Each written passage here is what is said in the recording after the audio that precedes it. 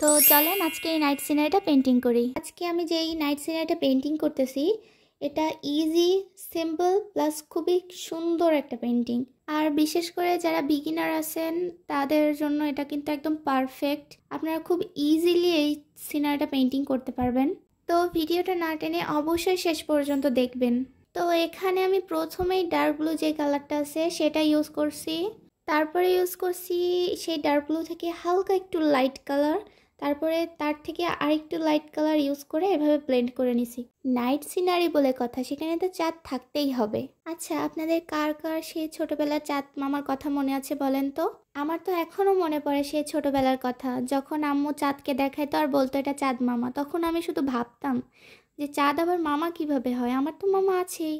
আপনাদের কার কার এমন মনে হতো কমেন্ট করে কিন্তু অবশ্যই জানাবেন। ছোটবেলার সেই স্মৃতিগুলো অনেক সুন্দর ছিল, তাই না বলেন? তো যাই হোক, এখানে একটা চাঁদ এবং কিছু স্টার এঁকে নিচ্ছি। এই স্টারগুলো দেখে আরেকটা কথা মনে পড়ে গেল, ছোটবেলার সেই কবিতাটা, টুইঙ্কেল টুইঙ্কেল লিটল স্টার। আপনাদের কি কারো মনে আছে এই কবিতাটার কথা? যদি মনে থাকে তাহলে কিন্তু অবশ্যই জানাবেন।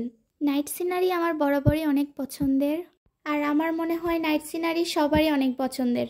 এমন মানুষ কমই আছে যারা রাতের এই সুন্দর দৃশ্য উপভোগ করেননি। তো আপনারা কারা কারা এই দৃশ্য উপভোগ করেছেন এবং অনুভব করেছেন তারা কিন্তু অবশ্যই জানাবেন। তো আজকের আমার এই পেন্টিংটা দেখে আমার নিজেরই একটা ফানি ডায়লগ মনে পড়ে গেল। সেটা হচ্ছে, চাঁদনি রাতে বদনা হাতে কুত্তা দিল ডাক, আই এম তো অবাক। ওহো, সরি সরি সরি, এখানে তো কুকুর বলাই যাবে না, কারণ এখানে আমি আঁকতেছি বিড়াল, তাহলে কুকুর কেন বললাম?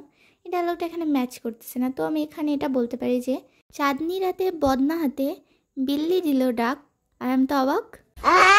তো যাই হোক, এতক্ষণ আমি অনেক আজাইরা ডায়লগ মারলাম, হুদাই ফাউ ফাউ, কারণ এই ভিডিওটা অনেক বড় ছিল আর ভয়েসে কি বলবো বুঝতে পারতেছিলাম না, তাই ওই ডায়লগগুলো আমি মাইরে দিলাম একটু। তো এখন আমি এখানে একটা বিড়াল আঁকছি এবং নিচে ছোট ছোট কিছু ঘাস দিয়ে নিছি। আর বিড়ালটা দেখে মনে হচ্ছে যেন সে একদম চাঁদের দেশে চলে গেছে। বিড়ালটা তো কিন্তু একদম স্বপ্নের মধ্যে চলে গেছে, কি মজাই না লাগতেছে তার। সে এই চাঁদের দিকে তাকিয়ে কত কিছুই না ভাবতেছে। হয়তো সে এটা ভাবতেছে যে এই সত্যি যদি চাঁদকে ছুঁতে পারতাম, চাঁদের দেশে ঘুরে বেড়াতে পারতাম। আমি কিন্তু ছোটবেলায় এরকম ভাবতাম যে আমি চাঁদের দেশে যাব, চাঁদের বুড়ির গল্প শুনবো।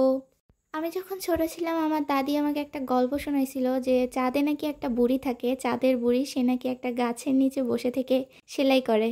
আমি এবার ছোটবেলায় তাই বিশ্বাস করে নিতাম এবং চাঁদের দিকে তাকিয়ে থাকতাম একভাবে।